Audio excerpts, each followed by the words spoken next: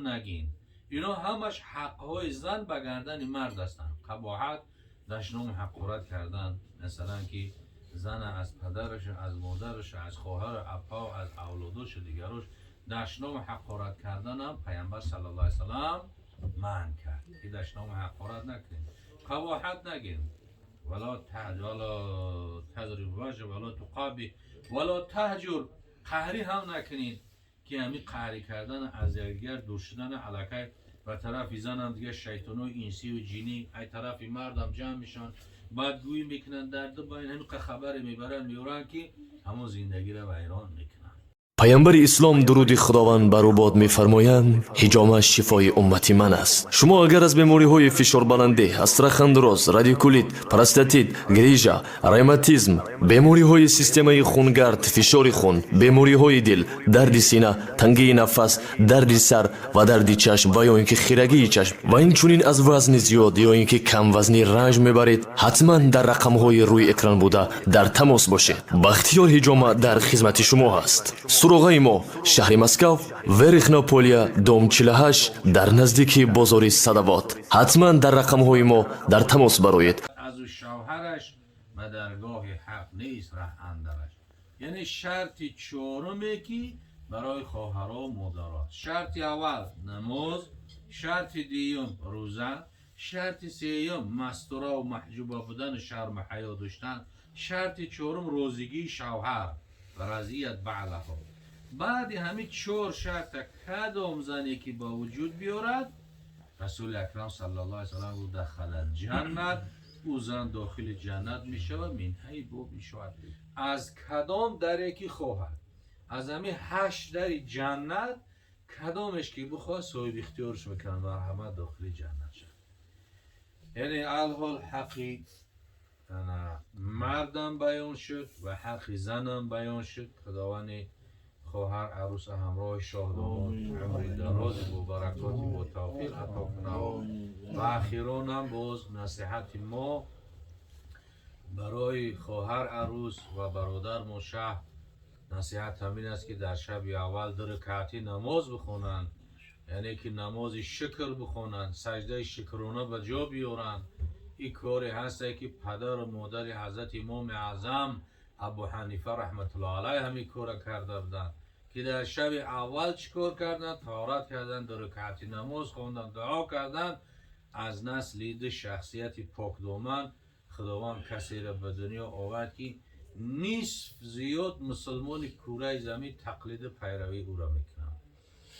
نصف زیادی مسلمان کره زمین همین ما هم چی هست که امیر میخواهیم که شاه عروس در شب اول 2 رکعتی نماز بخونن، سجده شکر کنن، دعا کنن. انشاءالله که در قدم اول زندگی وقتی که رضایت الله حکیم یابند، ما بعد زندگیشون همه دیگه خیر برکت هست.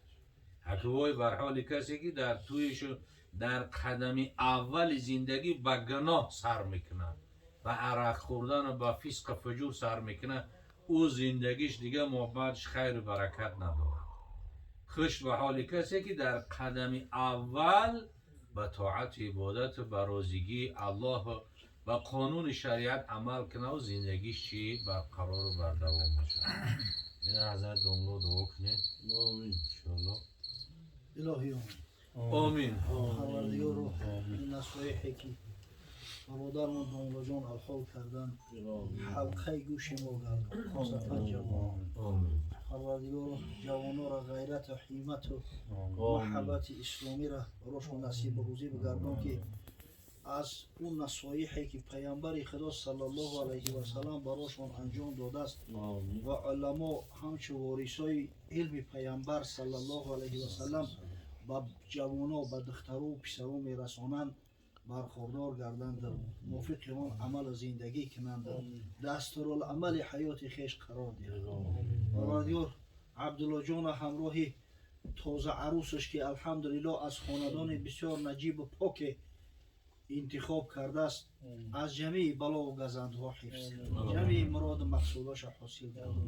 خداوند غیرت همت شامته که حق شناس باشند، گوهر شناس باشند، حق حقوق همدیگر را رعایت کنند. حرمت احترام پدر و مادر را به جا بیارند تا اینکه حرمت احترام از فرزنداشون ببینند. خداوند از دامانش و فرزندای خوب به صالح و حلال زاده به دنیا بیار. امروز ببینید در شب توی نکاح و عروسی داملوهای نازنین قاریای عزیز و حاجیای بسیار مهربان جمع اومدن، همه به خوشی و خرسندی سر این دسترخوان نعمت فرد و پروردگار و فرزندای خوب صالحشون بده که با وجودشون، با فعالیتشون، با علمشون، با تقواشون مسلمانای این دیار افتخار داشته باشند. خداوند توسط تویهای نکاحی که طبق سنت دستور حبیب محمد صلی الله علیه و سلم برگزار می‌گردند، صف شماره فرزندای جامع اساس با غیرت، با ناموس و با همت زیاد گردان. فسق فساد و حرام زنا را از این جامعه ما ریشه کم بساز. پروردگار و فیض برکات و خیرات و حسنات خیش را در این منزل، در این محفل، در این محله، در این شهر، در این دیار، در خاندان برادرای دست به دعا برداشتن نازل فرما. خدایا انشالله یقین داریم آنچنانه که حبیبت محمد صلی الله علیه و سلم پیامبر صادق و مصدوق برامون بشارت داده است که حضرت میگه در هر جایی که ذکر یاد خدا کرده بشود، صلوات بر حبیبش محمد صلی الله علیه و سلم فرستاده می شود، اوجا رحمت خدا نازل می گردد. ملائکه رحمت او مردم احاطه میکنند، خبر ایشان به آسمان برده می شود. انشالله پروردگار او ملائکه ها را شاهد میگیره که من گناه بنده ها را بخشیدم و دعای این بنده ها اجابت می شود. پروردگار را عاجزانه دعا میکنیم، ارواح گذشته هامون رحمت و مغفرت کن. پروردگار رو به بیماران و شفای کامل و عاجل عنایت فرما. خداوند و به زنا را صاحب زنی صالحه، به فرزندا را براش و فرزندای خوب صالحه نصیب روزی گردان. خدای رزق روزی بندهات فراخ و وسیع گردان. فرزندا و برادرامون که دور از دیار هستند در ملک غریبی در پناه امن عصمتت محفوظ دار، سالم و غانم سربلند تن صحت به وطن برگشته را براشون نصیب روزی گردان. پروردگار را به محبوس و آزادی کامل نصیب روزی بساز. خداوند جمیع بلا و وبا و آفات و ویروس را از این ملک نازنین ما دور گردان.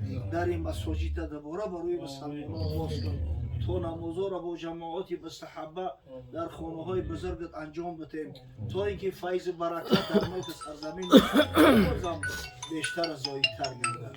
ربنا آتینا فی الدنیا حسنه و فی الاخرة حسنه و قنا عذاب النار.